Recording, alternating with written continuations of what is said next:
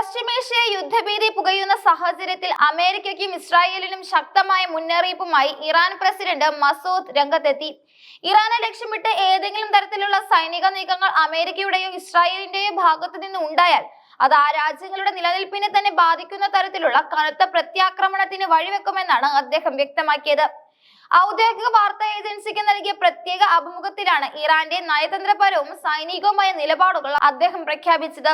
ഇസ്രായേലുമായി മുൻപ് നടന്ന 12 ദിവസത്തെ സംഘർഷകാലത്തേക്കാൾ ആയുധശേഷിയും സൈനിക സജ്ജീകരണങ്ങളിലും ഇറാൻ ഇപ്പോൾ ബഹുദൂരം മുന്നിലാണെന്നും ശത്രുക്കളുടെ ഏത് അത്യാധുനിക പ്രതിരോധ സംവിധാനങ്ങളെയും ഭേദിക്കാൻ തങ്ങളുടെ മിസൈൽ ഡ്രോൺ വ്യൂഹങ്ങൾക്ക് സാധിക്കുമെന്നും അദ്ദേഹം അവകാശപ്പെട്ടു. അമേരിക്കയും ഇസ്രായേലും ചേർന്ന് ഇറാന്റെ ആണവ കേന്ദ്രങ്ങളെയോ സൈനിക താവളങ്ങളെയോ ആക്രമിക്കാനുള്ള ഗൂഢാലോചനകൾ നടത്തുന്നുണ്ടെന്ന രഹസ്യാന്വേഷണ റിപ്പോർട്ടുകൾ നിലനിൽക്കെയാണ് പ്രസിഡന്റിന്റെ ഈ പ്രതികരണം പുറത്തുവരുന്നത്. ഇറാൻ ഒന്നിനെയും ഭയപ്പെടുന്നില്ലെന്നും മറിച്ച് തങ്ങളുടെ പരമാധികാരത്തിന് മേൽ കൈകടത്താൻ ശ്രമിച്ചാൽ ഭീകരമായ പ്രത്യാഘാതങ്ങൾ നേരിടേണ്ടി വരുമെന്ന് ഓർമ്മിപ്പിക്കുകയാണെന്നും പെസഷ്കിയാൻ പറഞ്ഞു. രാജ്യത്തിന്റെ സൈനിക ബലം മുൻപത്തേക്കാൾ 10 മടങ്ങ് വർദ്ധിച്ചിട്ടുണ്ട്. പ്രതിരോധ മേഖലയിൽ ഇറാൻ കൈവരിച്ച സ്വയം പര്യാപ്തത ശത്രു രാജ്യങ്ങളുടെ കണക്കുകൂട്ടലുകൾ തെറ്റിക്കുമെന്നും അദ്ദേഹം കൂട്ടിച്ചേർത്തു. അന്താരാഷ്ട്ര നിയമങ്ങളെ കാറ്റിൽ പറത്തി ഇസ്രായേൽ നടത്തുന്ന പ്രകോപനങ്ങൾ മേഖലയിലെ മുഴുവൻ ഒരു മഹാമാരിയിലേക്ക് തള്ളിവിടുകയാണെന്നും അമേരിക്ക ഈ അധിനിവേശത്തിന് കൂട്ടുനിൽക്കുകയാണെന്നും അദ്ദേഹം കുറ്റപ്പെടുത്തി. അന്താരാഷ്ട്ര തലത്തിലുള്ള വെല്ലുവിളികൾക്കൊപ്പം തന്നെ ആഭ്യന്തര ഐക്യത്തിന്റെ പ്രാധാന്യത്തെക്കുറിച്ചും മസൂദ് അഭിമുഖത്തിൽ വാചാലനായി. ഇറാനിൽ ലിംഗപരമോ മതപരമോ വംശീയമോ ആയ യാതൊരുവിധ വിവേചനങ്ങളും നിലവിലില്ലെന്നും അദ്ദേഹം ഉറപ്പിച്ചു പറഞ്ഞു. ഇറാന്റെ ആഭ്യന്തര കാര്യങ്ങളിൽ വിള്ളലുകൾ വീഴ്ത്താൻ പാശ്ചാത്യ രാജ്യങ്ങളും ഇസ്രായേലും നിരന്തരം ശ്രമിക്കുന്നുണ്ട്. മനുഷ്യാവകാശങ്ങളുടെയും വിവേചനങ്ങളുടെയും പേരിൽ രാജ്യത്തിനകത്ത് അസ്വസ്ഥതകൾ പടർത്താനാണ് ശത്രുക്കളുടെ നീക്കം.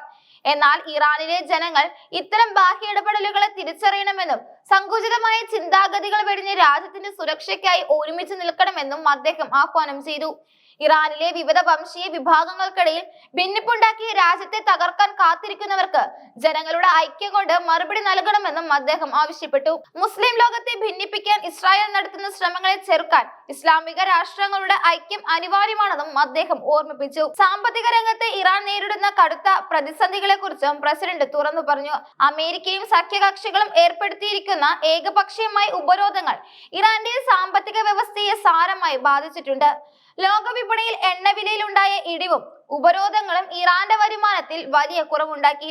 മുൻപ് ബാരലിന് $75 വരെ ലഭിച്ചിരുന്ന എണ്ണയ്ക്ക് ഇപ്പോൾ $50 മാത്രമാണ് ലഭിക്കുന്നത്.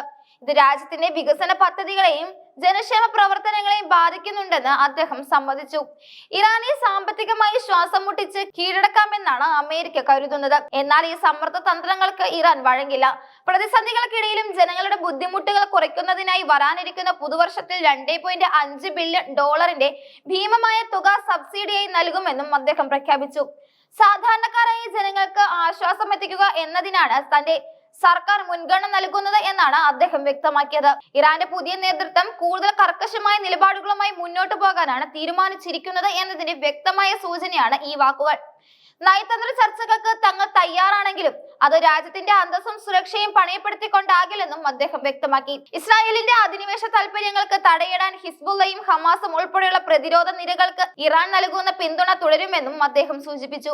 മേഖലയിലെ സമാധാനം പുനഃസ്ഥാപിക്കണമെങ്കിൽ ഇസ്രായേൽ തങ്ങളുടെ ആക്രമണോത്സുകമായ നയം ഉപേക്ഷിക്കണം. അമേരിക്ക ഇസ്രായേലിന് നൽകുന്ന അന്ധമായ പിന്തുണ അവസാനിപ്പിച്ചാൽ മാത്രമേ പശ്ചിമേഷ്യയിൽ സുസ്ഥിരത കൈവരിക്കൂ. ഇറാനെ പ്രകോപിപ്പിക്കുന്നത് തീക്കൊള്ളികൊണ്ട് തല ചൊറിയുന്നതിന് തുല്യമാണെന്നും അത് തിരിച്ചറിയാനുള്ള വിവേകം അമേരിക്കൻ നേതൃത്വം കാണിക്കണമെന്നും അദ്ദേഹം മുന്നറിയിപ്പ് നൽകി. ഇറാന്റെ ആണവ പദ്ധതി പൂർണ്ണമായും സമാധാനപരമായ ആവശ്യങ്ങൾക്ക് വേണ്ടിയുള്ളതാണെന്നും എന്നാൽ തങ്ങളെ ആക്രമിക്കാൻ വരുന്നവർക്ക് അത് പ്രതിരോധത്തിനായുള്ള കരുത്തായി മാറുമെന്നും അദ്ദേഹം കൂട്ടിച്ചേർത്തു. വരും ദിവസങ്ങളിൽ മേഖലയിലെ സാഹചര്യം കൂടുതൽ സങ്കീർണമാകാൻ സാധ്യതയുണ്ടെന്നിരിക്കെ പെസഷ്കിയാന്റെ ഈ പ്രസ്താവനകൾ അന്താരാഷ്ട്ര തലത്തിൽ വലിയ ചർച്ചകൾക്ക് വഴി തുറന്നിരിക്കുകയാണ്. ശത്രുക്കളുടെ ഏത് നീക്കത്തെയും മുൻകൂട്ടി കണ്ട് പ്രതിരോധിക്കാൻ തക്കവണ്ണം ഇറാന്റെ ഇന്റലിജൻസ് വിഭാഗവും സൈന്യവും അതീവ ജാഗ്രതയിലാണെന്നും അദ്ദേഹം അഭിമുഖം അവസാനിപ്പിച്ചുകൊണ്ട് പറഞ്ഞു. ലോകം ഒരു യുദ്ധത്തിന്റെ വക്കിൽ നിൽക്കുമ്പോൾ സമാധാനത്തിനായുള്ള ഏക വഴി പരസ്പര ബഹുമാനവും അധിനിവേശ വിരുദ്ധ നിലപാടുമാണെന്ന് ഇറാൻ പ്രസിഡന്റ് അടിവരയിട്ട് പറഞ്ഞു.